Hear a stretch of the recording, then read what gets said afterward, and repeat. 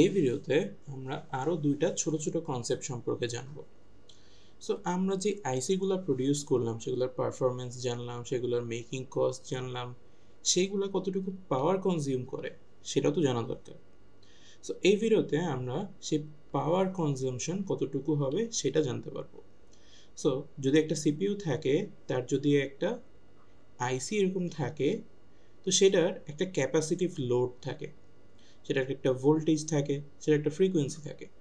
So আমরা যদি এই ফর্মুলাটা অ্যাপ্লাই করি যে capacitive load into voltage square into frequency, তাহলেই কিন্তু আমাদের কতটুকু পাওয়ার কনজাম্পশন হচ্ছে সেটা আমরা বের করতে পারবো।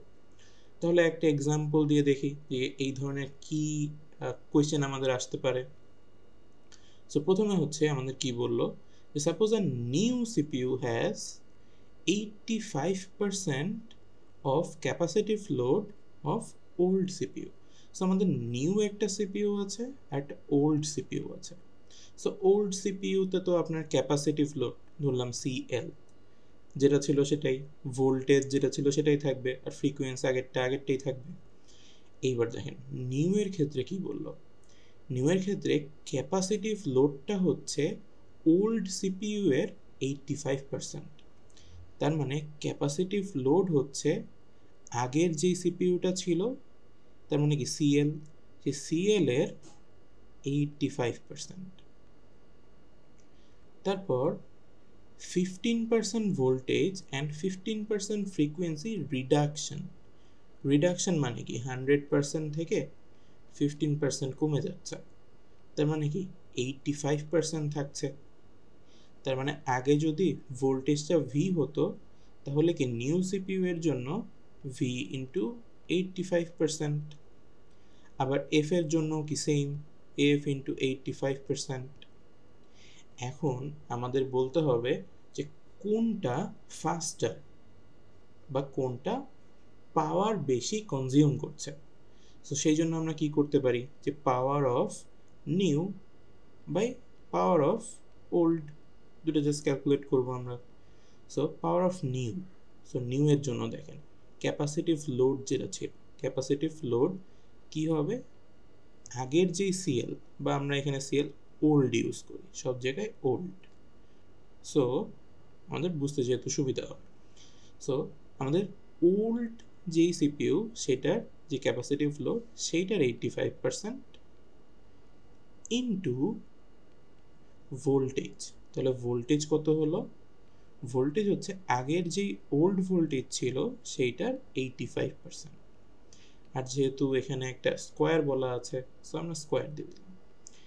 এইবার ফ্রিকোয়েন্সিটা কত, আগের যেই ফ্রিকোয়েন্সি ছিল ফ্রিকোয়েন্সি ওল্ড ইন্টু 85%।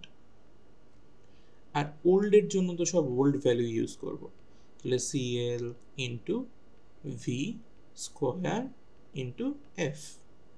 ওকে, তাহলে দেখেন এইটা কাটা, এইটা কাটা, আর যদি এইটা অপারেট করেন তাহলে কিন্তু যে এই স্কোয়ার আর এই স্কোয়ারও কাটা, তো থাকলো কি 85%, ক্যালকুলেট করে দেখবেন 2^4 চলে আসবে।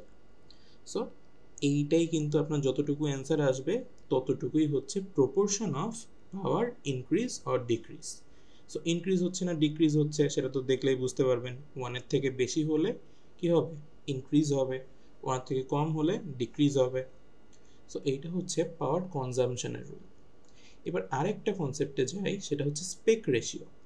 এখন স্পেক রেশিও কী জিনিস, ধরেন আপনার একটা স্টেট অফ দি আর্ট একটা মেশিন আছে, একটা রেফারেন্স মেশিন, যেটা মনে করেন যে খুব ভালো কাজ করছে। সো ওই মেশিনটা ধরেন 20 সেকেন্ডে কোনো একটা কাজ করতে পারে।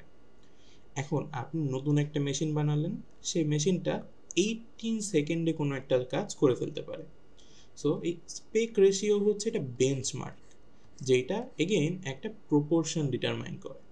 প্রপোর্শনটা কি, রেফারেন্স টাইম, এই যে স্টেট অফ দি আর্ট যেটাকে আপনি রেফার করছেন সেইটা কতটুকু টাইমে কাজ করতে পারে সেটা হচ্ছে আপনি উপরে দিবেন, আর আপনার পিসি কতটুকু কাজ করতে পারে কতটুকু টাইমে সেটা হচ্ছে নিচে দিবেন।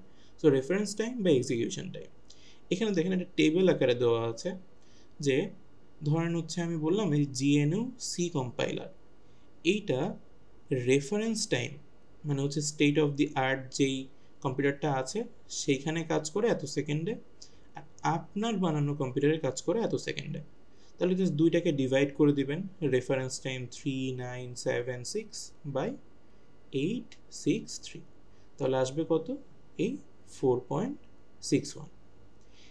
প্রত্যেকটাই কিন্তু সেমভাবে স্পেক রেশিওটা বের করা। এখন এগুলো তো প্রত্যেকটা ইন্ডিভিজুয়াল প্রোগ্রামের জন্য। যদি আমি হোল কম্পিউটারের স্পেক রেশিও বের করতে বলি, বেঞ্চমার্কটা কতটুকু, তখন কি করবেন, এইটার জিওমেট্রিক মিন নেবেন। জিওমেট্রিক মিন কিভাবে নিতে হয়, এইখানে স্পেক রেশিও যে কয়টা আছে সবগুলা মাল্টিপ্লাই করবেন। So 2.83 into 4.61 into 3.89 into 3.21। এইবার এইটাকে আপনি কি করবেন, যেই কয়টা ভ্যালু আছে, একটা দুইটা তিনটা চারটা, সো এখানে 4 দিয়ে দেবেন। এইটার থেকে যা রেজাল্ট আসবে সেইটাই কিন্তু আপনার হোল পিসির বেঞ্চমার্ক।